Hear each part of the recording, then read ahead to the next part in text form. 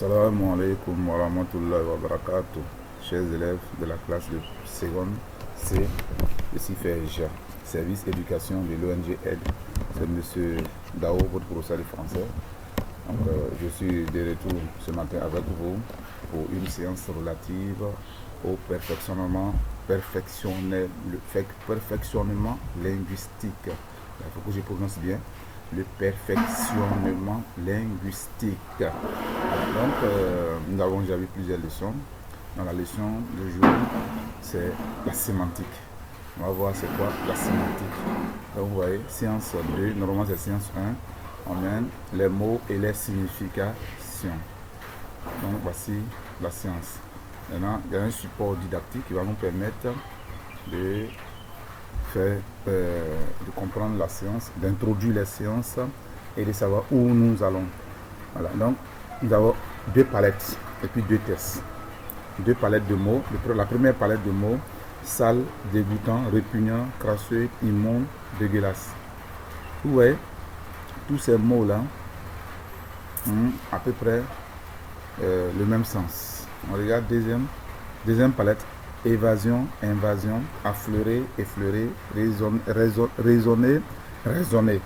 Vous voyez, ces mots-là, ces couples de mots-là ont un point commun, c'est qu'ils se prononcent à peu près de la même manière. Vous voyez, évasion, invasion, à un morphème près, c'est-à-dire un morphème, c'est-à-dire une lettre près, ou bien une sonorité près. Les deux mots se prononcent à peu près de la même manière, à une différence près. Une petite différence d'ailleurs, qui est un seul morphème, c'est-à-dire une seule sonorité. Évasion, invasion. Donc c'est E qui est changé en 1. Deuxième couple de mots: affleurer, effleurer. Donc c'est A qui est changé en E.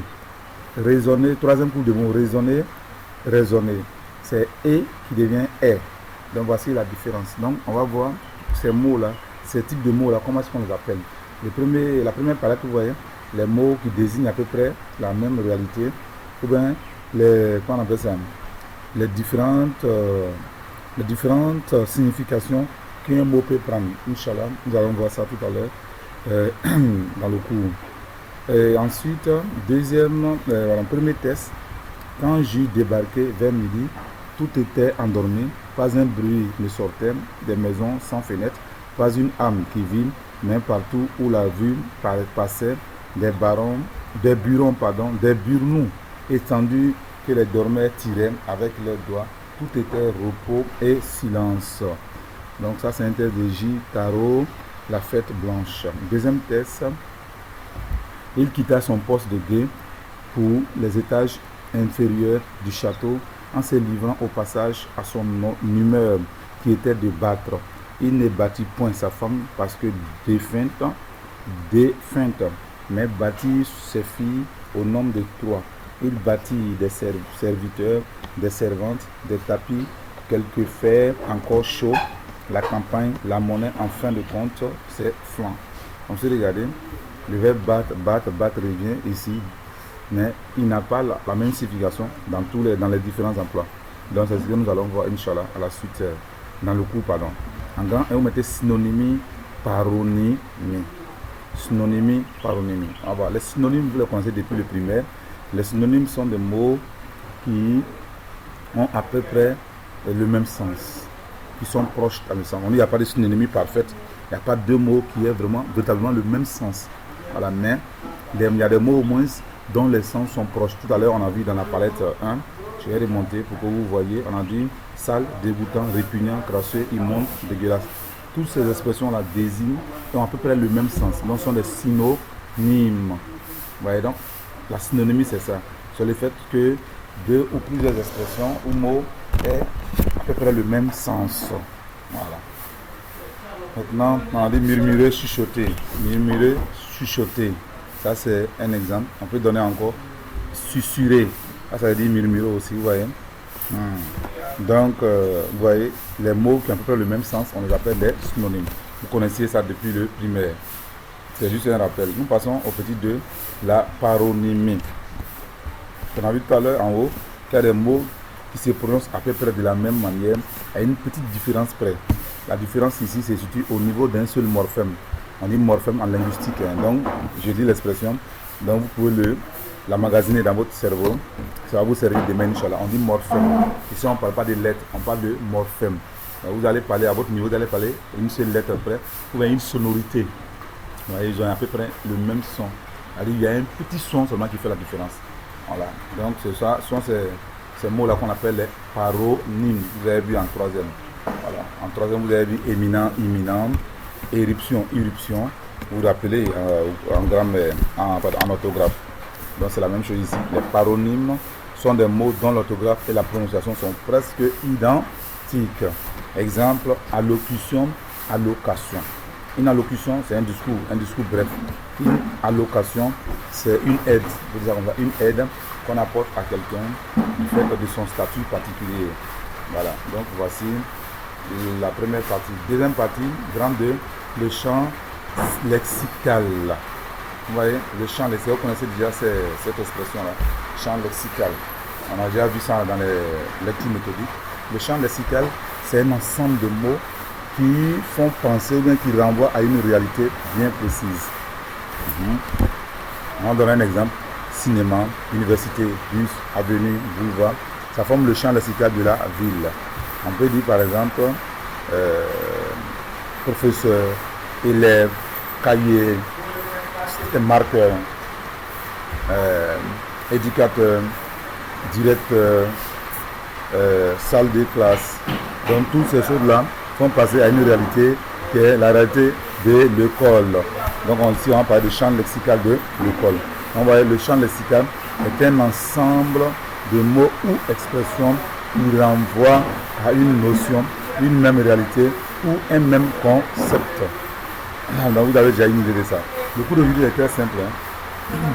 Le petit 2, le champ sémantique. C'est ce que vous ne connaissez pas. Alors, vous ne connaissiez pas du tout cette expression et ce sera la première fois. Donc, tout à l'heure, vous avez vu dans le test, dans le support de cours, on a vu le deuxième test, il quitta son poste pour les étages inférieurs du château en se livrant au passage à son humeur qui était de battre. Voilà, donc le mot battre, le verbe battre a été employé d'abord. Ensuite, on va l'employer différemment. Il ne battit point sa femme parce que de feinte, mais battit ses filles au nombre de 3. Ici, le verbe battre a un sens. C'est porter des coups, donner des coups à quelqu'un. Ici, après là, pardon, nous allons avancer. Il bâtit des serviteurs, des servantes, des tapis, quelques faits encore chauds, la campagne, la monnaie en fin de compte. Donc il a bâti tout cela. Il a bâti des serviteurs, des servants, il a bâti des tapis, il a bâti des faits chauds, des faits encore chauds, la campagne, la monnaie enfin. Donc quand on dit battre la campagne, c'est faire publicité. Battre une campagne, c'est faire publicité. Vous allez voir cette année, c'est une année électorale, vous allez voir les gens commencer à battre la campagne. Donc c'est ça, on appelle battre campagne, c'est faire la publicité, la promotion de quelque chose. Battre la monnaie, ou bien battre monnaie, c'est fabriquer de la monnaie, créer de l'argent, des pièces d'argent. C'est-à-dire un pays qui bat monnaie, c'est-à-dire un pays qui crée sa propre monnaie. Donc battre monnaie, c'est créer sa monnaie. Là, vous voyez. Donc ça dit le verbe battre ici, dans le premier cas, n'a pas, c'est donner des coups. Deuxième cas, c'est faire la publicité. Troisième cas, c'est créer la monnaie. On dit battre le show quand il est fait. Battre le show quand il est fait, c'est profiter d'une opportunité, d'une occasion. Donc, vous voyez, le seul mot battre, à lui seul, il a eu plusieurs significations selon les emplois. C'est ça, les différentes significations qu'un mot peut prendre. C'est dans les différents contextes.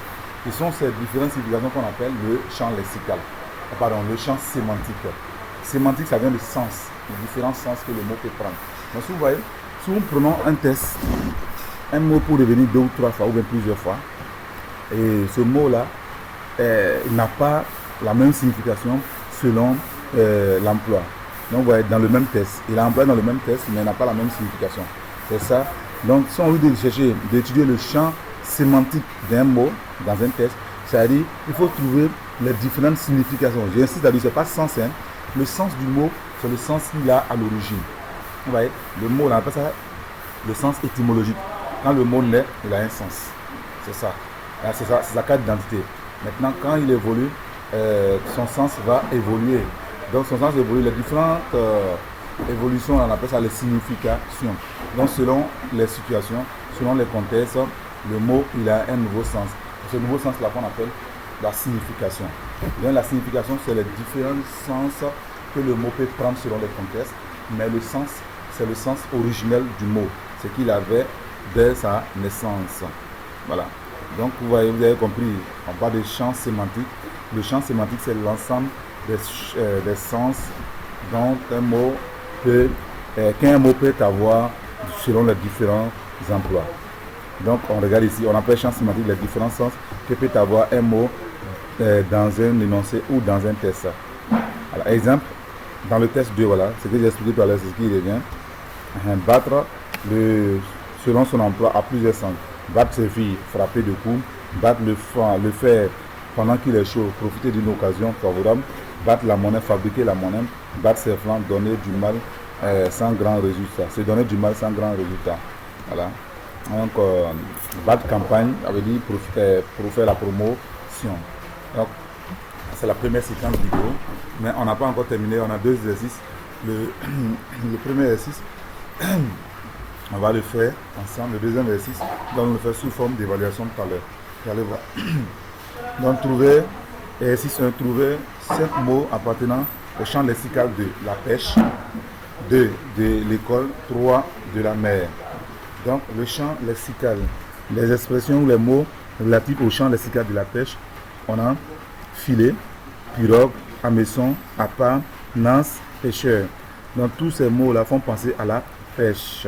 Donc c'est le champ lexical de la pêche. On dit école. Tout à l'heure on a fait le champ lexical de l'école. On dit tableau, salle de classe, banc, élève, professeur, livre, cahier. On peut acheter éducateur, ainsi de suite. Tout ce qui est relatif à l'école. Donc on parle du champ lexical de l'école. La mer, le champ lexical de la mer, il y a bateau, il y a marin, il y a port, il y a phare, il y a vague, il y a requin, il y a baleine. Voilà, donc champ lexical de la mer. Donc, l'exercice 2, Inch'Allah, nous allons le faire. Vous allez le voir dans la séquence vidéo qui va suivre. Nous allons le faire sous forme d'évaluation. Donc, vous allez avoir 10 minutes pour me rendre vos copies. Sur ce, vous quittez. Salam alaikum wa rahmatullahi wa barakatuh.